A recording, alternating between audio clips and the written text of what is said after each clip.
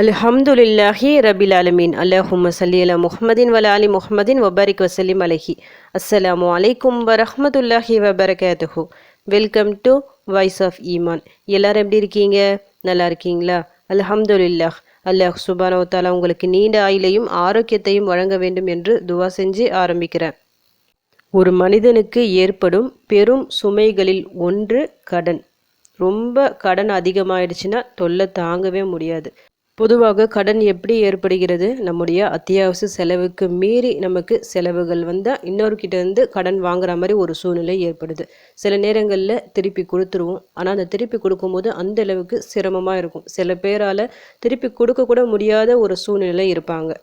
இஸ்லாம் நமக்கு என்ன சொல்லியிருக்கிறது? உங்களுக்கு அதாவது பிரச்சனை இருக்குது, கடன் வாங்கி தான் ஆகணும்னா வாங்கலாம், அதில் எந்த தவறும் இல்லை. மார்க்கம் அனுமதித்த விஷயங்களில் இதுவும் ஒன்று. ஆனால் அந்த கடனை அடைச்சிடணும், மவுத்துக்குள்ளே அடைச்சிடணும். ஆனால் மவுத்தை பொறுத்த வரைக்கும் எப்போ யாருக்கு வரும்னு சொல்லிட்டு சொல்ல முடியாது. அது அல்லாஹ்வின் கையில் தான் இருக்கிறது. கடன்பட்ட நிலையில் ஒருவர் மரணித்து விடுறாங்க. அப்போ என்ன செய்வது கேட்டால், அவங்க பிள்ளைகள் அவங்க யாராவது ஒருத்தவங்க கண்டிப்பாக அந்த கடனை அடைச்சிடணும். ஏன்னா இது அவங்களுக்கு ஒரு பாரமாக இருக்கும். மறுமையில் இதற்காக அவங்க விசாரிக்கப்படுவாங்க. நபி ஸல்லல்லாஹு அலைஹி வஸல்லம் அவங்க என்ன பண்ணாங்க?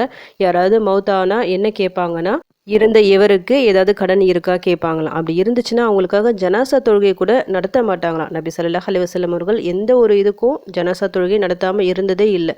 அவங்க ஜனாசா தொழுகை நடத்தாமல் இருந்த ஒரு செயல்னா கடன் வாங்கியவருக்காக. அந்த கடன் அடைக்க ஏதாவது ஒரு வழி பண்ணிட்டாங்கன்னா ஜனாசா தொழுகை நடத்துவாங்களாம். அவ்வளவு ஒரு பெரிய ஒரு சுமையாக இருக்கக்கூடியது தான் இந்த கடன். இருக்கும் போதும் ஒரு சுமையாக இருக்குது, மவுத்தாயிட்டாலும் சுமையாக இருக்குது. இந்த கடன் எப்படி தான் விடுபடுவது சொல்லிட்டு நிறைய பேர் ரொம்ப கஷ்டப்படுவாங்க. நம்ம சேனலில் பார்க்குற நிறைய சகோதர சகோதரிகள் கடனால் தான் நிறைய அவஸ்தைப்படுறாங்க. எனக்கு கடன் இருக்குது, இவ்வளோ பிரச்சனைகள் இருக்குது, இதிலிருந்து வெளியே வரணும், ஏதாவது துவா சொல்லுங்கள், துவா செய்யுங்க சொல்லிட்டு கேட்டுட்டு இருக்காங்க. இன்றைக்கி நான் அவங்க எல்லாருக்குமே ஒரு சிறந்த ஒரு 2 துவாக்களை நான் சொல்ல போகிறேன். கடன் இருக்கிறவங்க இந்த 2 துவாக்களை வழக்கமாக ஓதிட்டு வரணும். அப்படி ஓதிட்டு வந்தால் இன்ஷா அல்லாஹ் எவ்வளவு கடன் இருந்தாலும் சரி அது எல்லாமே அடைஞ்சு ஒரு பரக்கத்தான ஒரு சூழ்நிலை ஏற்படும். ஏன்னா அல்லாஹ் நினச்சா எப்படி வேணாலும் மாற்றுவான். கோடி ரூபாய் நீங்கள் கடன் வாங்கியிருந்தாலும் சரி அவன் நினச்சா முடியும். இந்த துவாக்களின் மூலமாக அது சாத்தியமாகும். ஒருவேளை உங்களுக்கு கடன் இல்லை, ஆனால் பத்த மாட்டேங்குது, வர வருமானம் போதியதாக இல்லை, ரொம்ப கஷ்டமாக இருக்குது வீட்டில், அப்படிப்பட்டவங்க இந்த துவா ஓதிட்டு வரும்போது இன்ஷா அல்லாஹ் உங்கள் ரிசுக்கில் நல்ல ஒரு பரக்கத் ஏற்படும், நல்ல ஒரு சூழ்நிலை ஏற்படும். நீங்கள் 4 பேர்கிட்ட வாங்குகிற நிலைமை மாறி மற்றவங்களுக்கு நீங்கள் கொடுக்குற அளவுக்கு நல்ல ஒரு செல்வ செழிப்பான ஒரு சூழ்நிலையை அல்லாஹ் நிச்சயமாக ஏற்படுத்துவான். அவ்வளவு சிறந்த துவாக்கள் இந்த 2மே. இன்னைக்கு வியாழக்கிழமை, இந்த மாதம் பிறந்து முதல் வியாழக்கிழமை, ரபியுல் ஆஹிர் பிறந்து விட்டது முதல் வியாழக்கிழமை.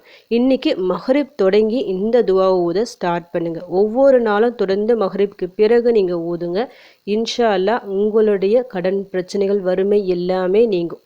கையில் பணப்புழக்கத்தை ஏற்படுத்தும் அற்புதமான துவாக்கள் இவை. மஹ்ரிப்க்கு பிறகு தான் ஓதணும்னா அப்படின்னு கேட்டால், மஹ்ரிப்க்கு பிறகு நிறைய பேர் அதிகமாக துவா செய்வாங்க. அந்த ஒரு சூழ்நிலையில் நீங்கள் இருந்தால் கண்டிப்பாக ஓதலாம். அந்த டைமில் நீங்கள் ஃப்ரீயாக இருந்தால், இல்லை எனக்கு அந்த டைம் ஃப்ரீயே இல்லை சொன்னால், எந்த தொழுகைக்கு பிறகு நீங்கள் ஃப்ரீயாக இருக்கீங்களோ அப்போ ஓதுங்க. இந்த துவாக்களை எப்போ ஓதுது சிறந்ததுன்னா, ஒன்று ஃபஜருக்கு பிறகு ஓதுங்க, அப்படி இல்லைன்னா மஹ்ரிப்க்கு பிறகு ஓதுங்க. இந்த 2மே சாத்தியம் இல்லைன்னா நைட்டு தூங்க போகிறதுக்கு முன்னாடி ஓதுங்க. அப்படி ஓதிட்டு வரும்போது இன்ஷா அல்லாஹ் நல்ல மாற்றம் ஏற்படும். சும்மா ஒரு நாள் ஓதிட்டு விட்டுட வேணாம், தொடர்ந்து நீங்கள் கண்டினியூ பண்ணணும். இந்த துவாவை நீங்கள் ஓதிக்கிட்டே இருக்கணும். இப்படி ஓதிட்டே இருக்கும்போது உங்களுக்கு மனப்பாடம் ஆயிடும். அதுக்கப்புறமா நார்மலாக நீங்கள் வேலை செய்யும்போது எல்லாம் இந்த துவாவை நீங்கள் சொல்லிக்கிட்டே வேலை செய்யலாம். இதன் மூலமாக நிச்சயமாக நல்ல மாற்றம் ஏற்படும். இப்போ நாம் பார்க்குற முதல் துவாவை பொறுத்த வரைக்கும் ஈசா அலைஹிஸ்ஸலாம் அவர்கள் தன்னுடைய சீடர்களுக்கு கற்றுத்தந்த துவா. கற்று தந்துட்டு என்ன சொல்கிறாங்க?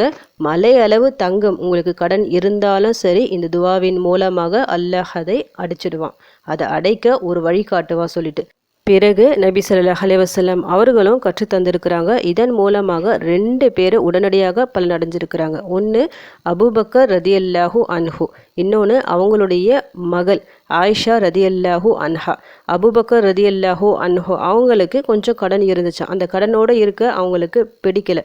அப்போ இந்த துவாவை ஓத ஆரம்பிக்கிறாங்க. நபி ஸல்லல்லாஹு அலைஹி வஸல்லம் அவங்ககிட்ட போய் கேட்குறாங்க, எனக்கு கடன் இருக்குது, ஏதாவது துவா சொல்லித்தாங்கன்ட்டு. நபி அவர்கள் கற்றுத்தராங்க. இந்த துவா ஓத ஆரம்பிக்கிறாங்க. உடனடியாக அந்த கடன் அடையுது. அதை தன்னுடைய மகள் ஆயிஷா ரதியல்லாஹு அன்ஹா அவங்களுக்கும் கற்றுத்தராங்க. ஆயிஷா ரதியல்லாஹு அன்ஹா அவங்களுக்கு எப்படி கடன் இருந்துச்சுன்னா, நிறைய கடன் இருக்குது, போகிற இடம்லாம் அவங்கள பார்க்க வேண்டியதாக இருக்குது. அவங்களுக்கு அசிங்கமாக இருக்குது. கடனை திருப்பி கொடுக்க அவங்களுக்கு வழி இல்லை.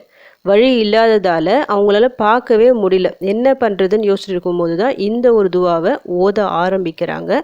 ஓத ஆரம்பித்த உடனே கொஞ்ச நாளில் என்ன நடக்குதுன்னா, எதிர்பாராத விதமாக அவங்களுக்கு ஒரு நல்ல ஒரு அமௌண்ட் கிடைக்குது. அதன் மூலமாக என்ன பண்ணுறாங்க, அந்த கடனை அடைக்கிறாங்க. அவங்க குடும்பத்தினருக்கும் நல்ல ஒரு தொகையை கொடுக்குறாங்க. அதுக்கப்புறமா ஒருத்தவங்களுக்கு நகையும் வாங்கி கொடுக்குறாங்க. இது எல்லாம் போக அவங்க கையிலையும் காசு மிச்சம் இருக்குது. அவ்வளவு சிறப்பான ஒரு துவா. அந்த துவா என்ன சொல்லிட்டு உங்களுக்கு நான் ஓதி காமிக்கிறேன்.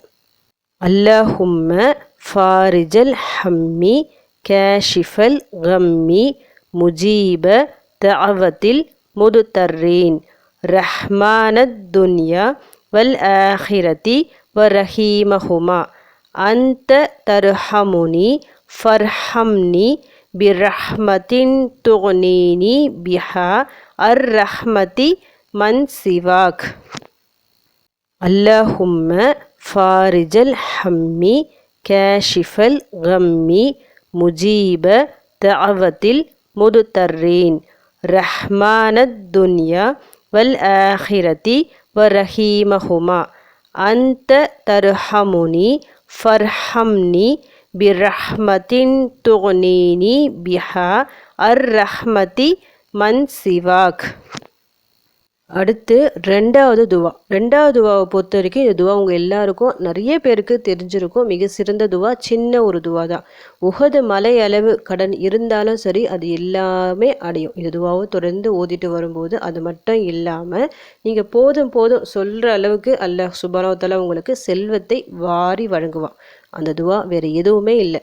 அல்லாஹும்மக்ஃபினி பிஹலாலிக அன் ஹராமிக வஅக்னினி பிஃபத்லிக அம்மன் சிவாக். அல்லாஹும்மக்ஃபினி பிஹலாலிக அன் ஹராமிக வஅக்னினி பிஃபத்லிக அம்மன் சிவாக். யா அல்லாஹ், நீ தடுத்த காரியங்களை விட்டு நீ ஆகுமாக்கிய காரியங்களை கொண்டே போதுமாக்கிக் கொள்கிற தன்மையை எனக்கு தருவாயாக. உனது அருளை கொண்டு உன்னல்லாதவர்களை விட்டும் என்னை தேவையற்று இருக்க செய்வாயாக. இதோடைய பொருளை படிக்கும் போது உங்களுக்கு தெரியும், மிக சிறந்த ஒரு பொருளாக இருக்குது பாருங்கள். அல்லாஹ் கிட்ட நம்ம கேட்குறோம். போதும் என்ற மனம் ஒரு மனிதனுக்கு அவ்வளோ சீக்கிரம் வராது. எவ்வளோதான் கோடீஸ்வராக இருந்தாலும் சரி, ஏதாவது தேவைப்பட்டுகிட்டே இருக்கும். இன்னும் சம்பாதிச்சிட்டே தான் இருப்பாங்க. அந்த போதும் என்ற ஒரு மனம் உங்ககிட்ட இருந்தாலே போதும். அது பரக்கத்திற்கான ஒரு திறவுகோல். அந்த ஒரு மனம் கிடைக்கும். அல்லாஹை தவிர வேறு யாரிடமும் கையேந்திர ஒரு சூழ்நிலை என்றைக்குமே உங்களுக்கு ஏற்படாது. மிக சிறந்த துவா இது. இந்த துவாவை நீங்கள் டெய்லியும் ஓதிட்டு வரலாம். எத்தனை முறை வேணும்னாலும் ஓதலாம். அதிகமாக ஓதுங்க. இந்த 2 துவாவை சேர்த்து ஓதுங்க. ஏதாவது ஒரு வேலை தொழிலுக்கு பிறகு 2 துவாக்களை சேர்த்து ஓதிட்டும் போது இன்ஷா அல்லாஹ் நல்ல பலன் கிடைக்கும். கை கண்ட பலன் கிடைக்கும். இன்றைக்கி முதல் வியாழக்கிழமை. எப்போவுமே அந்த முதல் சொல்லிட்டு ஒரு விஷயத்துக்கு சிறப்பு இருக்குது. முதல் வியாழக்கிழமை அன்றைக்கி ஆரம்பிங்க. உங்களுடைய எல்லா பிரச்சனைகளும் தீரும். கடன் இருந்தால் கடன் அடைக்க அல்லாஹ் ஒரு வழி காட்டுவான். நல்ல வேலை இல்லாமல் இருந்தால் நல்ல ஒரு வேலை அமையும். குடும்பத்தில் வறுமை கஷ்டம் சொல்லிட்டு தொடர்ந்து கொண்டே இருக்கும்போது அது எல்லாமே நீங்கி நல்ல ஒரு பரக்கத்தான சூழ்நிலை ஏற்படும். அல்லாஹ்வை தவிர வேறு யாரிடமும் கையேந்திர சூழ்நிலை உங்களுக்கு ஏற்படாது. உங்கள் தேவைக்கு போக சேவிங்ஸும் நீங்கள் வச்சுட்டு இன்ஷா அல்லாஹ் உங்கள் குடும்ப உறுப்பினர்கள் எல்லாருக்கும் தாராளமாக செலவு பண்ணுற அளவுக்கு அல்லாஹ் உங்கள் வீட்டில் ரிசுக்கை வாரி வழங்குவான். ஓதி பாருங்கள். எத்தனை முறை வேணும்னாலும் ஓதலாம். இந்த முறை தான் சொல்லிட்டு நான் சொல்லலை. உங்களால் முடிஞ்ச அளவுக்கு ஓதிக்கிங்க. ஓதுவதற்கு முன்னாடியும் பின்னாடியும் செலவாத்து ஓதிட்டு பிறகு உங்கள் துவாவை கேளுங்க. அதாவது தமிழில் கேளுங்க. இந்த மாதிரி எனக்கு கடன் இருக்குது, இந்த மாதிரி பிரச்சனை இருக்குது, இதை நீக்கிக்கூடிய அல்லாஹ் சொல்லு. அல்லாஹ்விடம் கையேந்தி கேளுங்க. நிச்சயமாக நீங்கள் கேட்டது கிடைக்கும். கூடிய சீக்கிரம் நல்லது நடக்கும்.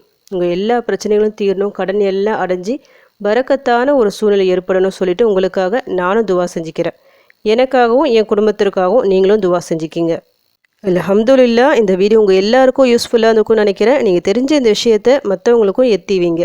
இதன் மூலம் அவர்களும் பலனடையலாம். இன்ஷா அல்லாஹ். அடுத்த பதிவில் சந்திக்கலாம். ஜஸக்கல்லாஹு கைரன் கசீரா. அஸ்ஸலாமு அலைக்கும் வரஹ்மத்துல்லாஹி வபரகாத்துஹு.